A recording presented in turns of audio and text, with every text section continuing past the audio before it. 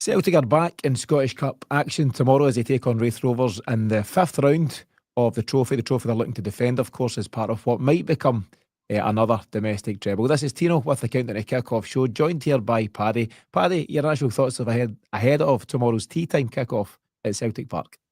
Yeah, I mean, I think I listened to Brendan Rodgers speak to Jonathan Sutherland the other day, and all eyes, especially as fans, are definitely on Munich next week. But the manager was quick to remind us that this is an important game, and we need to respect the competition and respect the opposition as well.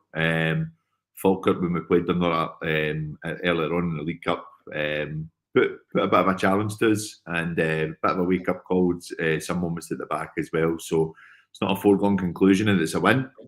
So I think we will see some changes in the team tomorrow, but no, just looking forward to the Scottish Cup. It's always an important tournament for Celtic. Our dominance in the tournament is there for all to see, and just something I would love to continue this year as well.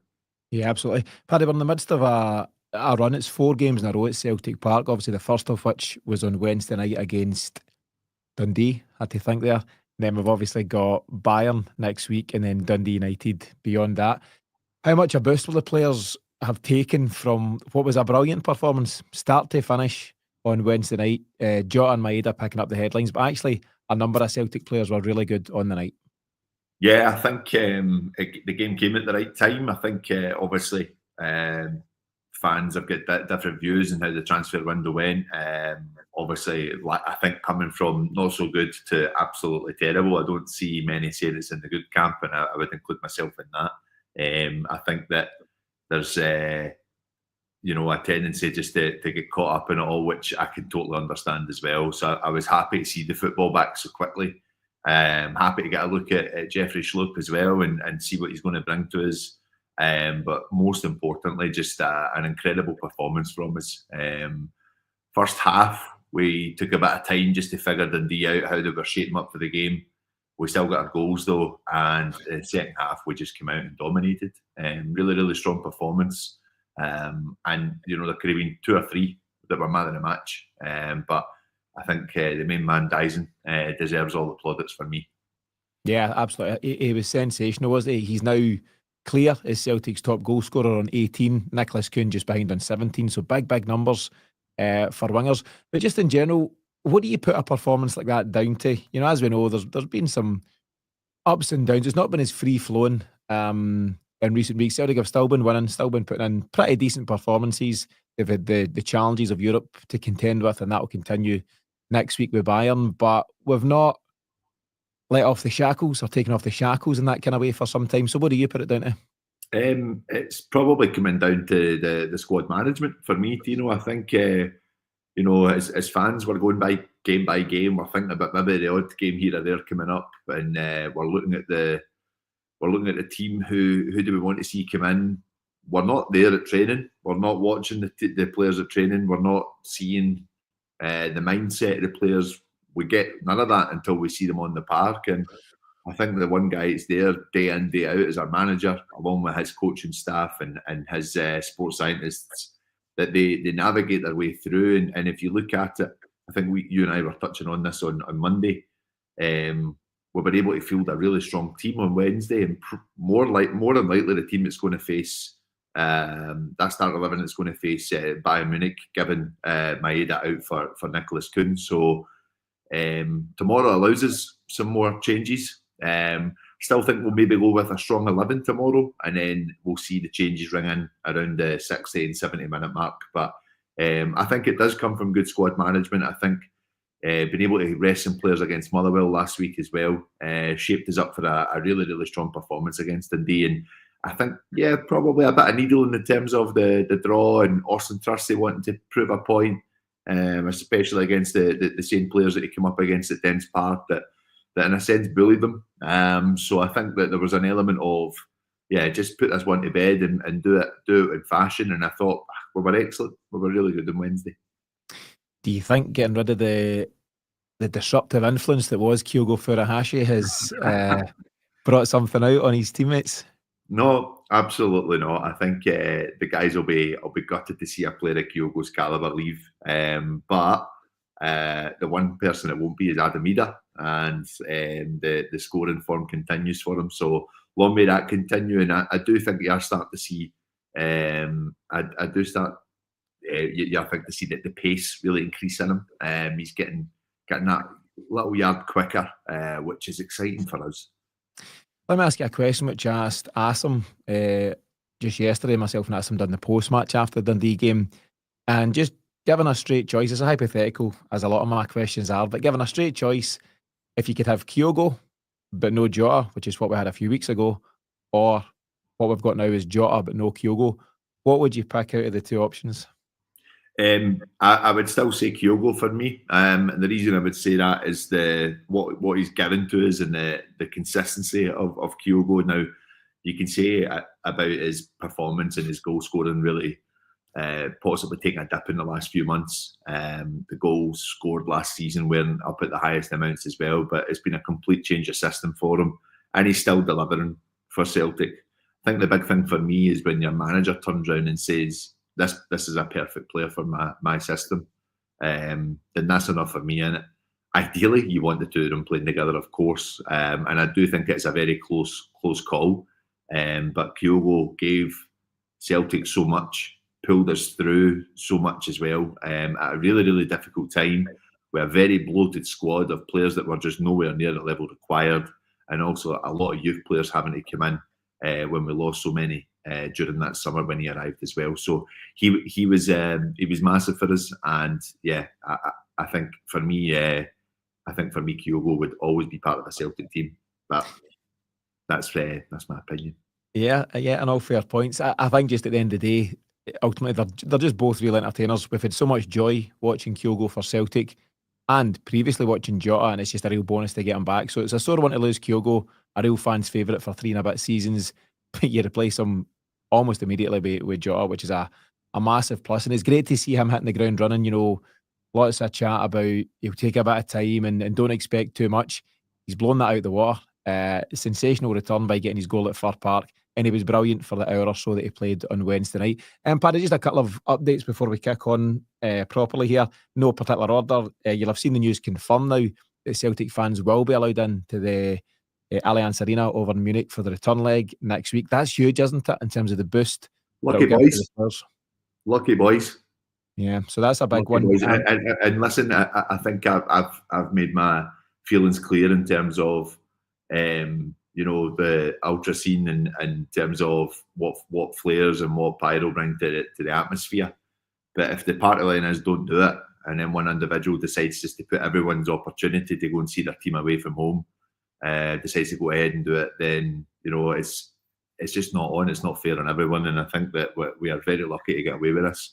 I like to think that Bayern have maybe had a wee word with UEFA and said, let's make this a spectacle it needs to be, and then followed up with a phone call by Pistol Pete just to say, you remember me, boys.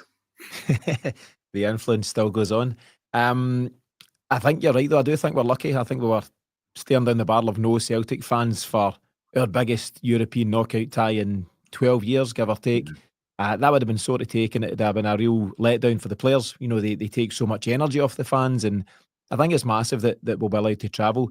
The other point I seen, and somebody replied in one of the tweets that confirmed the away fans' attendance, was if you are the kind to take in flares and all that kind of stuff, have a wee think about Celtic's next European away tie beyond Bayern Munich. It will either be a last 16 tie if we somehow navigate through this one and get into the last 16. So it will either be an away tie in the last 16 of the Champions League, or it will be our qualifier in July or August, whenever that comes about.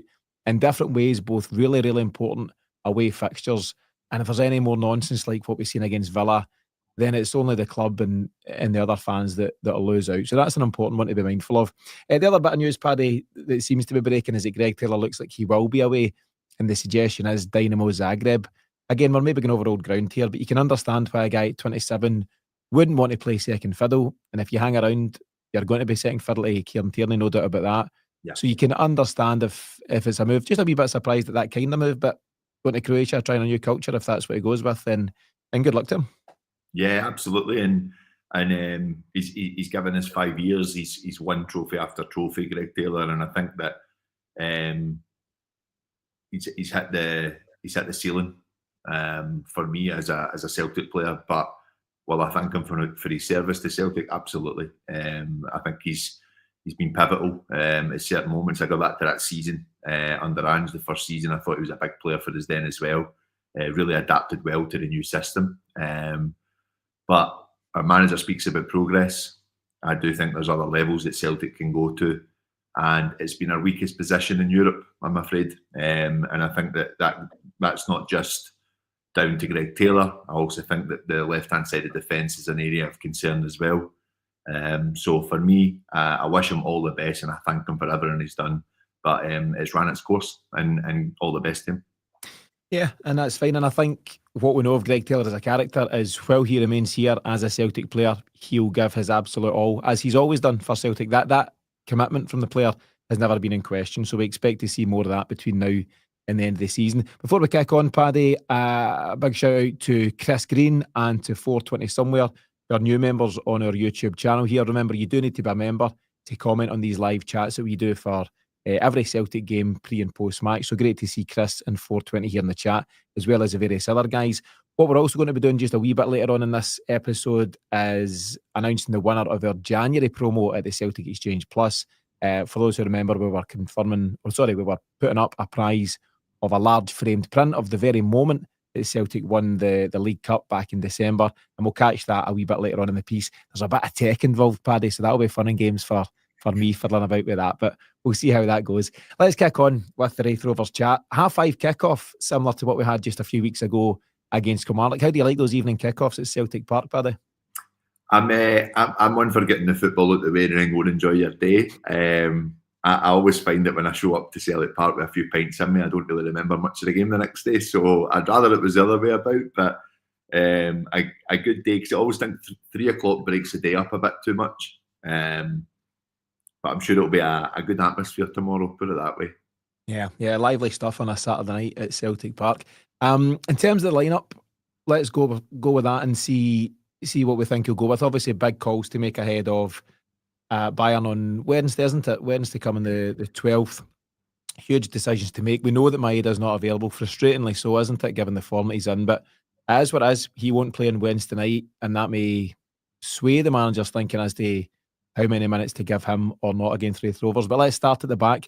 Any scope for Sinisalo getting minutes? What would be his first minutes in a Celtic shirt? No. No, simple as that.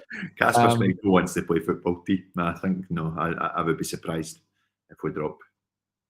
Yeah, resting. It wouldn't be a drop. It'd be resting. But I think you're right. I think that's the call there. Kasper Schmeichel is at an age and stage in his career where consistency is important. And even though he didn't have much of anything to do on Wednesday night, and it might still be a similar picture tomorrow night, he just wants to tick along and be in tip-top shape for what's a massive game against Bayern. At the back, what we have seen recently is Tony Ralston stepping in for Alistair Johnston. We've seen it just last week at Fir Park. We've now got an option at left back in the form of Jeffrey Schlupp, who I thought was fairly tidy, a couple of moments, but fairly tidy on Wednesday night. And then you've got any 2 from 3 between CCV, Austin Trusty and Liam Scales at centre-half. But what's the back 4 for you?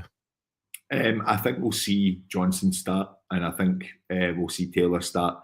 And maybe Scales come in place of Carter Vickers, with obviously just the swap between him and Trusty.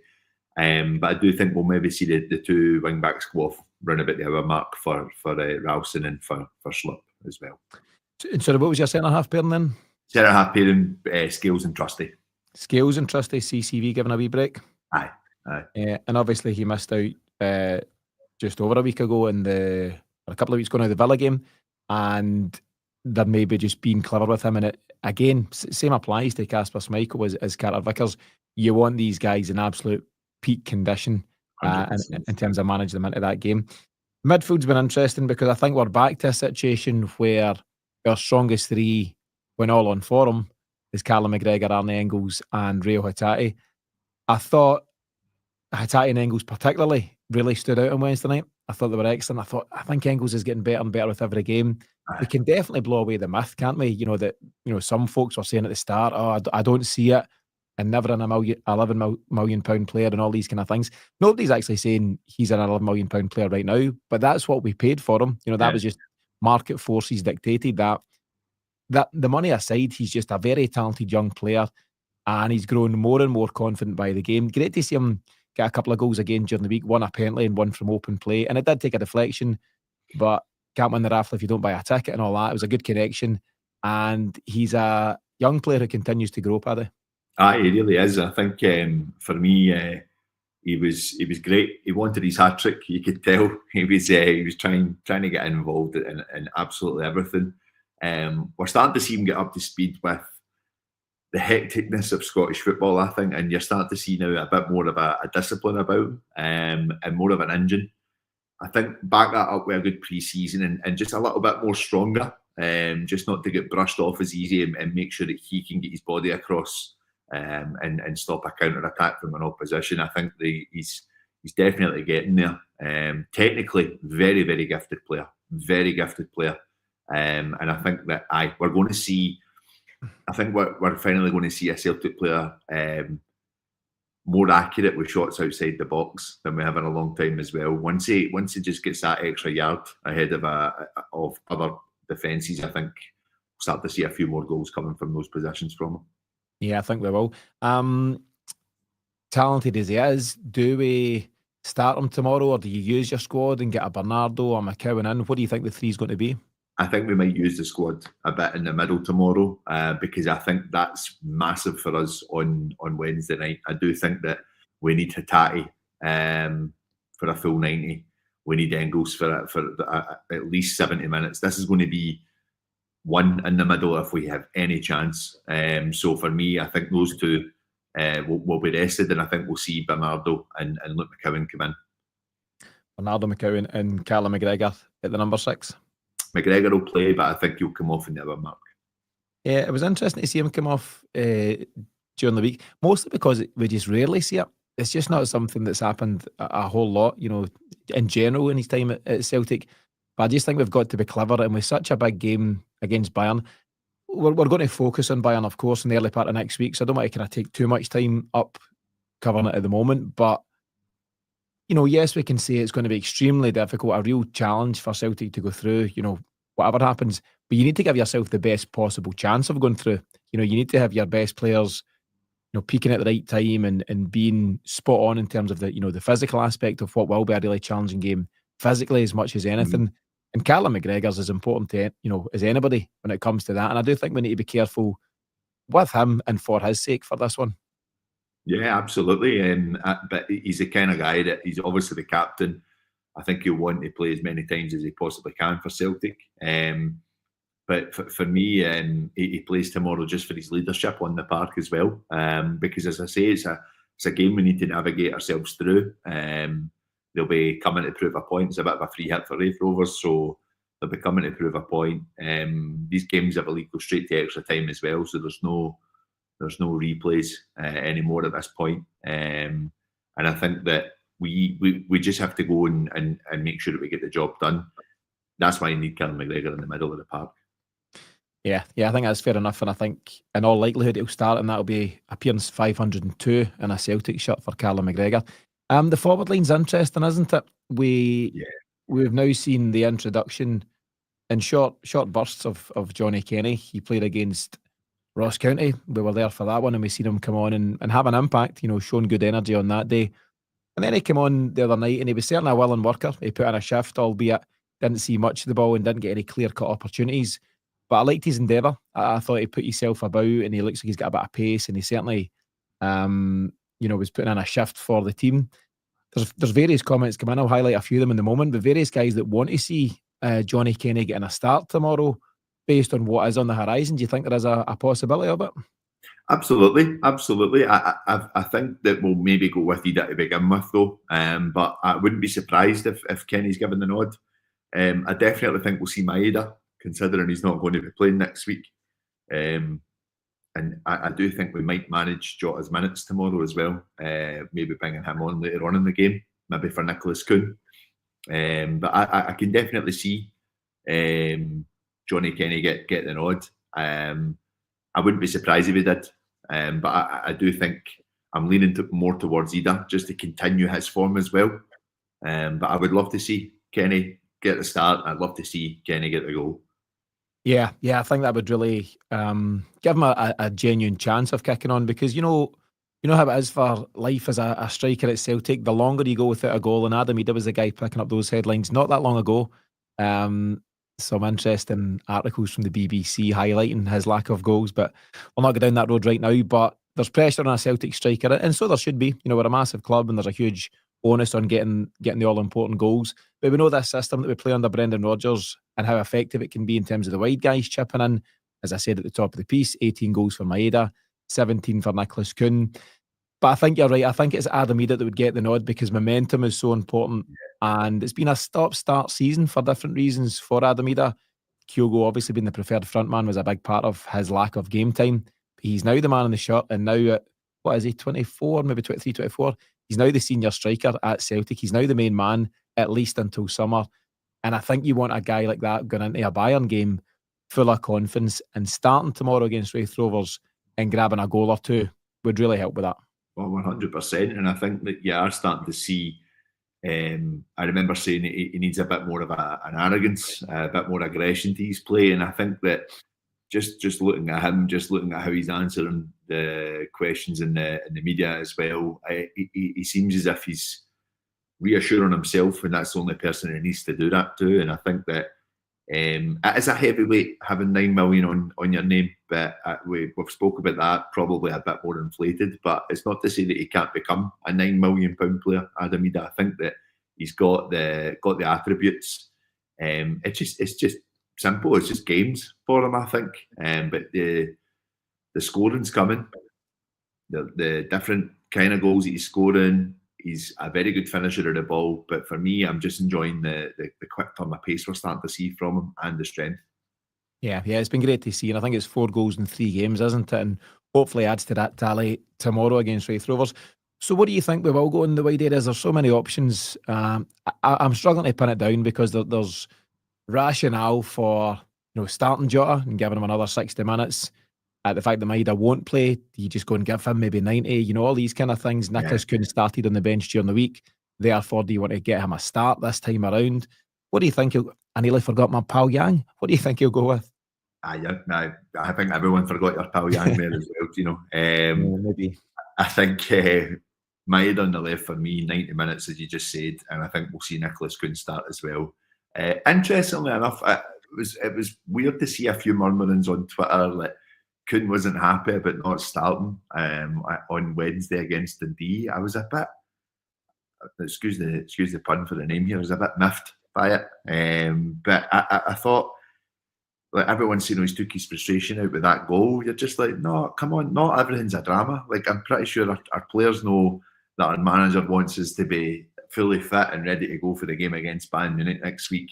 So he's just managing the minutes. It makes total sense to me. And the games leading up to that game on Wednesday night, Kuhn was in and out of them. Whereas he came on Wednesday, and maybe that hour's rest of not playing and watching the game and seeing how it was unfolding was enough for him to go and say, right, I know how I'm going to get in here, and I know how I'm going to score an absolute screamer of a strike. So I wouldn't worry too much about Nicholas Kuhn. And I've seen a few murmurings about he'll maybe go in the summer.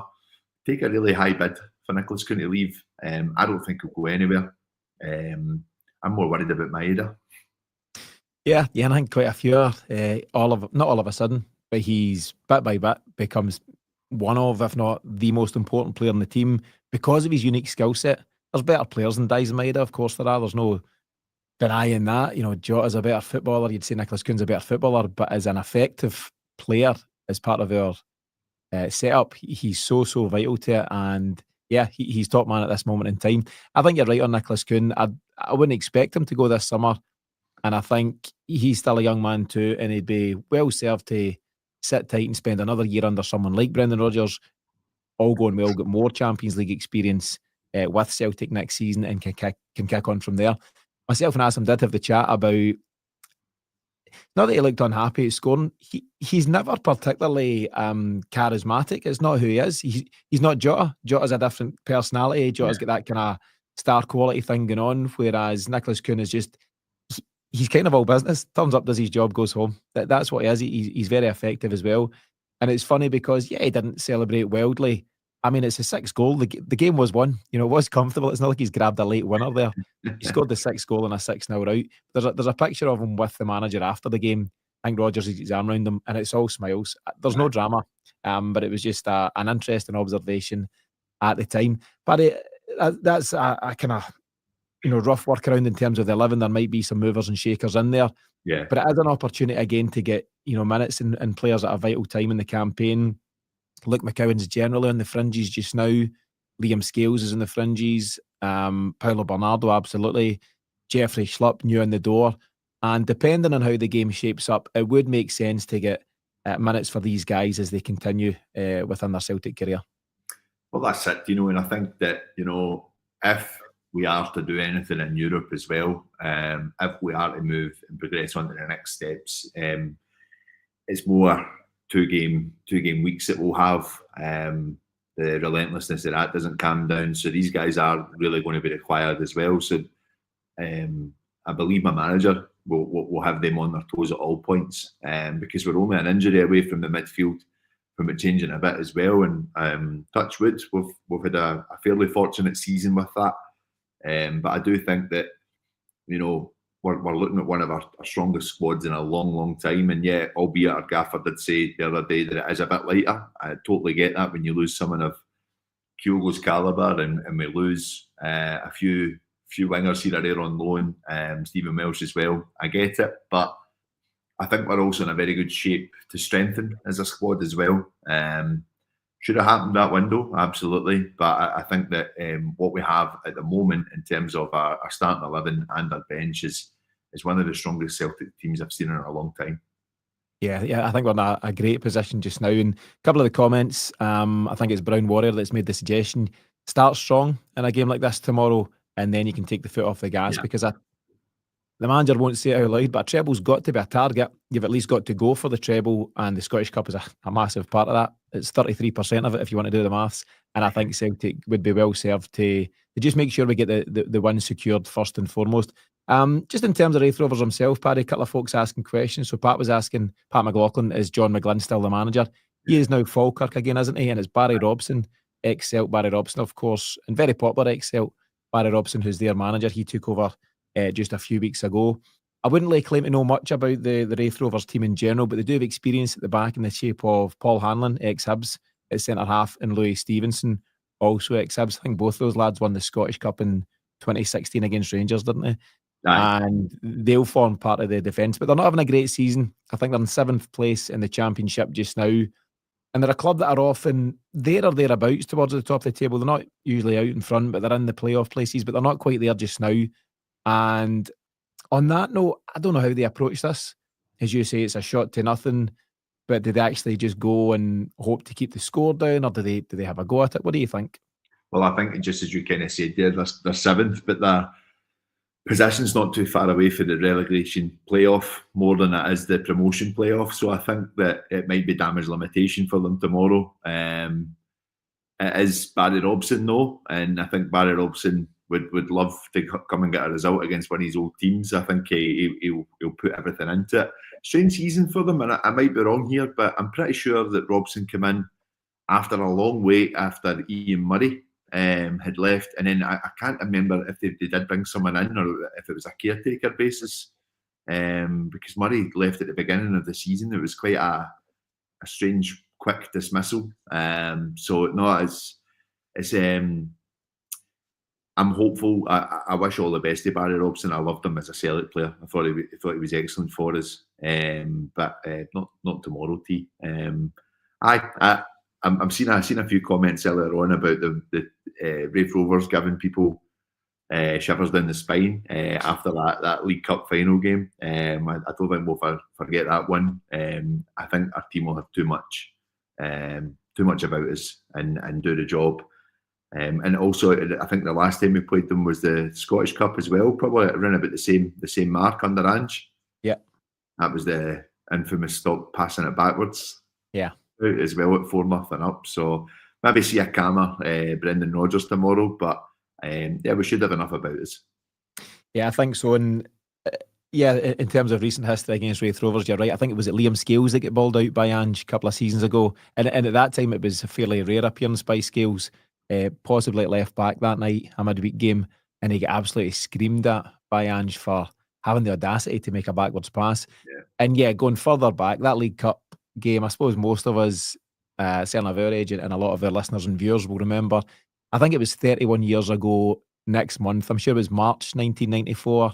At Ibrox, Paul McStay famously missing a penalty as Raith Rovers won the League Cup. But let's not dwell on that, Paddy. We don't need to go down that particular road.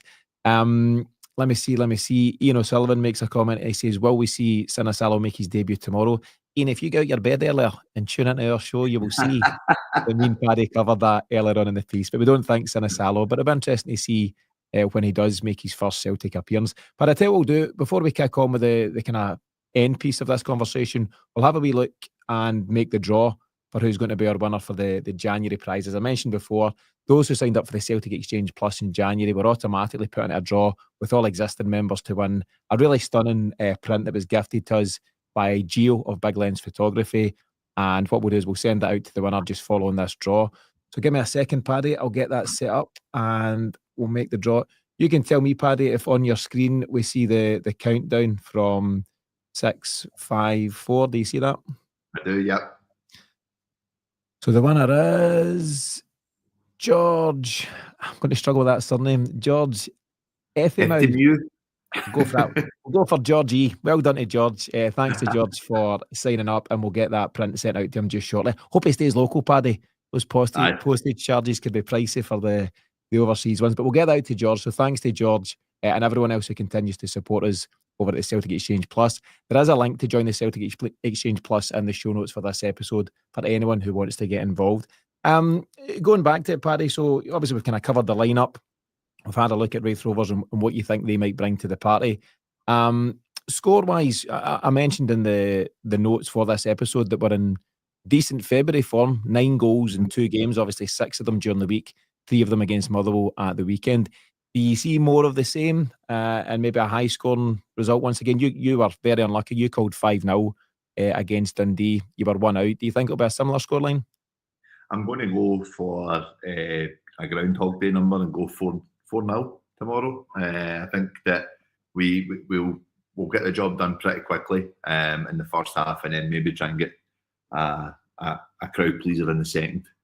So 3-0 first half, 1-0 second. 3-0 first half, 1-0 second. As we do head towards the end of the recording, I'd ask anyone who's watching the live to let us know what they think we're going to see in terms of scorelines. A few scores coming in already, and really keen to hear the thoughts. Paddy, you can't see, not with arrogance or anything, but you can see it being anything but a comfortable Celtic win, and a lot of it will come down to what Raith Rovers do. I don't know anything in terms of how Barry Robson generally sets them up. He obviously had a good start, but a tough time at Aberdeen in terms of how it kind of all played out for him. I just wonder if the sensible thing is to come to Celtic Park, be difficult, to play against first and foremost, but make sure you don't take a doing. But that's easier said when you're up against, Kuhns and Maedas and Jotas and Engels and all these guys who will be so desperate to play on Wednesday night, Paddy. And it's funny, at this moment in time, the manager's probably just about picked his team for Wednesday. He'll maybe have 9 or 10 set in stone, and there might be 1 or 2 positions up for grabs. But the players know this, and this is ultimately why players come to Celtic, whether it's Jota making his return, whether it's Arnie Engels choosing Celtic over a number of options he'll have had, whether it's Austin Trusty coming up from down south. And everybody to a man, whether you're a regular starter or on the fringes, will be out to prove a real point and show that they belong in what will become Celtic's biggest game of the season so far. That in itself could be bad news for Raith Rovers. Yeah, absolutely. And you kind of feel like, as much as it's a big payday for lower league opposition when they come to Celtic Park, like, you do feel for them. I think a lot of them would love a little run and a stab at another team out with ourselves in the top league. So it's a tough one for their fans when the draw comes out. It's like it helps the club, absolutely, but I think everyone likes a few games in the Scottish Cup, and potentially it could come to an end for them tomorrow. I do think we will have enough about us. I don't discount them, absolutely not. I think the Scottish Cup can throw up all sorts of results But we should have enough about us to go and do a professional job. Yeah, I would agree with that in its entirety. Well, let me pick out some of the scoreline predictions from some of the viewers at the moment. Gypsy King's gone for 6-1 and Adam Maeda hat-trick. Gypsy King called it right, Paddy. He called 6-0 during the week, so who's to bet against him on this occasion? Make sure you stick it out, big man. He did last time. Pat McLaughlin, he's gone for 6-0 again. Jota to score first, I think he's going for. Chris is equally confident. He's going for 5-0. San Fran's gone for 3-0, no injuries. And of course, that's so important. And Paddy, it might be a case of get the win and then, use the cliche, wrap them up in cotton wool, get your big players off ahead of the Bayern game. Brown Warrior, comfortable 4-0 for him. And let me see. Gio's gone, he's top trumped everybody. Gio's going for 7-0, which would be interesting to see. And the last point, again, it's from Brown Warrior. And I think we'd all love to see it. Johnny Kenny to score his first goal for Celtic. That would be something special. Paddy, before I get your final thoughts, just a reminder, I done a really great recording, not great from my point of view, but great from the guest I had on last week, which was Pat Woods. Most of a Celtic persuasion would know of Pat Woods. He's deemed as potentially the most influential historian and author in Celtic history. He's written famous books about Lisbon and various other chapters of our past. And I sat down with Pat last week. He's a guy, Paddy, who has a very unique record of attending not one, not two, but all three of Celtic's European finals over the years. He was in Lisbon in 67, he was in Milan in 70, he was in Seville in 2003. He's a man with a story to tell. I had a great chat with him last week, and that's going to be live on our YouTube channel at 7 o'clock tonight. It's actually live right now for members, so it's another reason to join up as a member in the channel. As I say, there is a link in the show notes to do so. You can get it right now as a member, or wait till 7 o'clock when it's out generally. And I just think it's one to be enjoyed for a guy who should be really cherished in terms of what he's brought to Celtic history. So an interesting one there. But for now, Paddy, your final thoughts ahead of another exciting night, Saturday night football, under the disco lights at Celtic Park. Well, Pat, if you're listening, stop going to these finals, mate, because you've not won any. So, Won. Say again? He's well, won we won the first one, to be fair. I forgot about that one. But I stopped going to the other ones. A 33% strike rate at European finals. That's it. An incredible feat to be able to say you've been to all three of them. I'll need to give that a listen tonight. I think it will be just incredible stories from him. I don't know, I'm sure there'll be a few in this group that have done the European trips with Celtic. It's there's something special in themselves when you're just in different cities across the continent. But to go to a final, to experience three of them must be some incredible stories he's got there. And I'll remember that we won the European Cup the next time. How could you forget? But no, brilliant stories, and at a time when it wasn't quite so easy. There wasn't kind of budget flights and EasyJets and Ryanairs and stuff like that. I think Pat got a train down to London, and he'd never been further south than Crewe in his life at that moment in time. His young life, he was a 21-year-old man at that time. He then gets a train from London, Victoria, through mainland Europe into Lisbon and everything else that goes with it. But I'll not ruin much more of the story, but just some really interesting stories to tell from a man who's absolutely been there and done that in terms of all things Celtic over the years. The episode itself is called From Lisbon to Larsson. Larsson's the modern day great that he believes could have played for the Lisbon Lions. So all really interesting stuff there. That aside, Paddy, though, your final thoughts, as I say, on this one tomorrow night, Scottish Cup, another opportunity to defend the trophy on the way to what could be a potential treble for Celtic. Yeah, as I say, I think it's a big game for us tomorrow, and just a manager there that will just make sure that we remain focused and go and get the job done. It's a cup, like I say, we've got a great affinity towards, and obviously recent years it's found its way back to Celtic Park on numerous occasions. We just love that to continue. Yeah, here's hoping. So hopefully another big night at Celtic Park. As I say, thanks to everyone who continues to support us here on the channel. Well done to George for winning the print from the League Cup final. Be sure to check out that episode with Pat if you get a chance later on. Lots going on, Paddy, busy times. But most importantly, let's hope Celtic get back to winning ways in the Scottish Cup tomorrow night against Raith Rovers. Thanks to Paddy for joining me here. Thanks to everyone who continues to support the Celtic Exchange. We'll see you all again really soon.